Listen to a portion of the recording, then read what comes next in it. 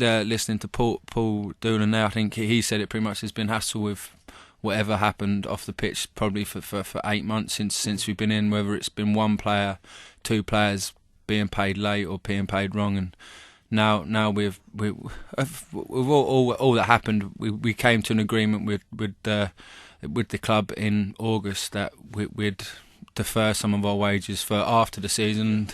That's what we're into now, and I think that's been the hardest thing when them payments have been late to us. That's probably why we thought we had to take the club all the way to threaten the strike, which no one wanted to do, and it was a little bit embarrassing, I think, to the players that we had to come to that scenario to make the club pay us or we strike. So that's been the hardest thing, but like you say, we can't really do too much about them things. How close were you to striking? Was going to happen, was it? Yeah, it was. Yeah, I think until we actually left Silver Springs at 1:30 on the Tuesday, I think it was we were going to do it. I think every single player was ready to do it. Didn't want to do it.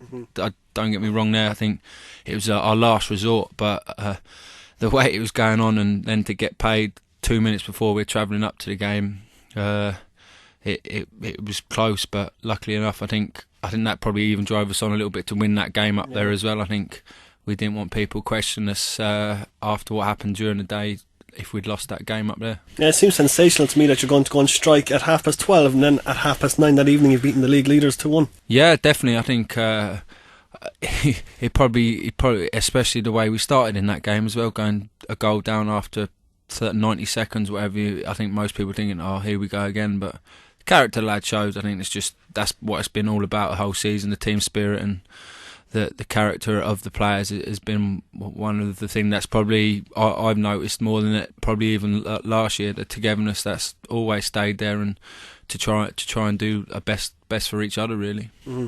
On the field recently as well, you've kind of clicked into a gear in some way. You're a very hard team to beat on the field.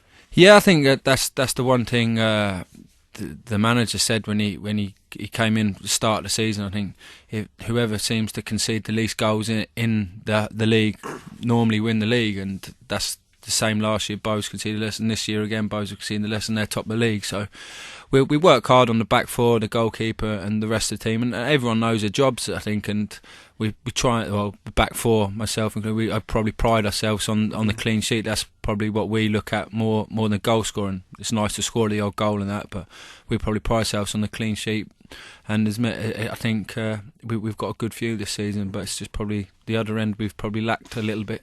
We've probably got a team of strikers we've lost in the last three or four years, but that's the is. You always hope that someone else can take the mantle on. We've been blessed with the strikers we've had. You go back to John O'Flynn, Moons, Doyler, Roy O'Donovan, Dennis Bean.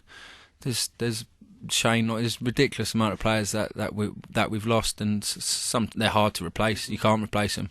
Just looking at it on the field as well, you're not actually all that far away from Bohemians and Shamrock Rovers, even considering all the off the field BS. No, we honestly believe. I think we would love to finish in third place this season, and it would be a great achievement. But I think looking back at it, we'll probably go, well, we should have done better, because on our day I think our 11 against Rovers 11 is better, and then our 11 against Bows 11 is as good, we believe, as theirs. So bit of that, but I think that it probably shows that our squad's probably not as strong as we'd have liked it to be, but it gives us hopefully something to build on for next season. Yeah, a few signings in a few key areas, and you're going to be right up there, aren't you? Yeah, definitely. Like I say, we've got a decent squad, and it's pretty young as well. The players around it, so there's a good few years, and like you say, if we can get a couple of good signings in, and a proven goal scorer, like we say, we really fancy our chances. Do the players want to stay with Cork City next season? I mean, like, considering all that's gone on, I mean, like, people aren't going to be upset if Cork City players decide to leave, considering how you've been treated this year. Like you say, I think there'll be changes. I don't think there's no doubt in that. But I think most players, there's about 8 of us that are in contract for next season, and I don't think anyone's got any intention of leaving, because we actually do want to play for Cork City, and contracted and loyal to to our contract. So that's what we want to do. And like you say, if we get a few signings in with that, we have a great chance. It's just where the club's going to go from for next season. Is it going to be part time or full time or whatever? No one really sort of knows yet. So I think everyone's hopeful they're still going to be here.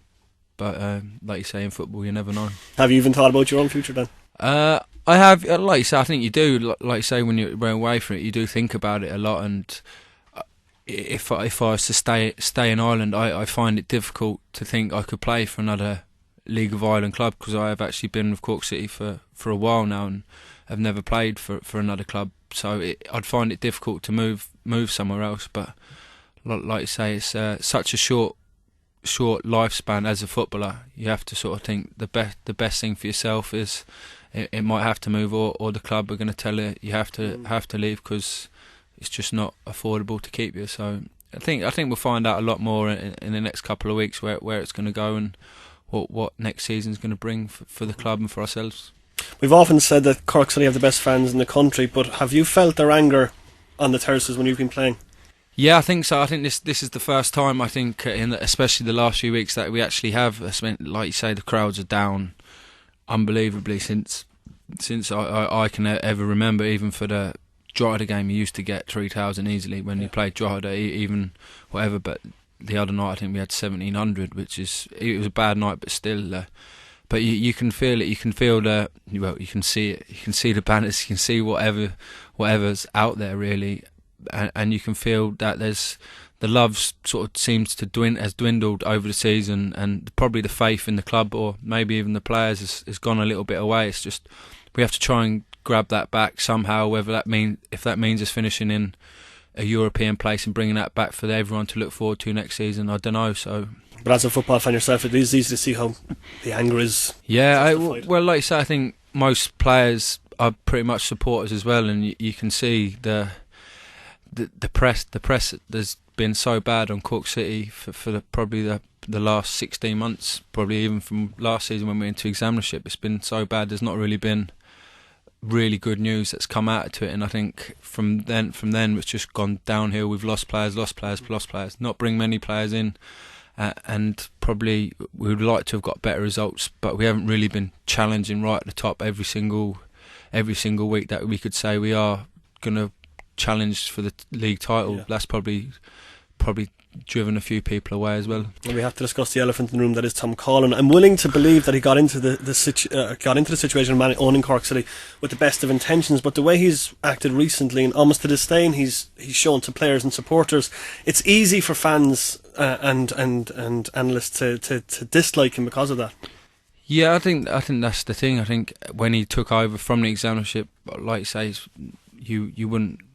Most people would probably tell you not to take on a football club, whether it's Cork City or Man United, probably because there's so much debt involved into it. But I think he did have the best intentions, and I think I don't know if he had a plan and it's just gone completely wrong, or he had a goal that he thought he could do with it, and that's gone completely wrong. And I think the most frustrating thing for us, especially the fans, I think, is there's no plan that they can see that's going to be happening, that take the club forward where they want to see it, their club. And every single week something else seems to happen bad to the football club. So that's when the fans question him, because probably the chairman doesn't come out and probably explain exactly where he wants the club to go, or what he wants to get, where he wants the club to be, sort of thing. Yeah, because all fans can see is he's not paying the players, he's not paying bus companies, etc., etc., etc. Yeah, exactly. That's all the fans see is the bad news, and no one wants to be associated with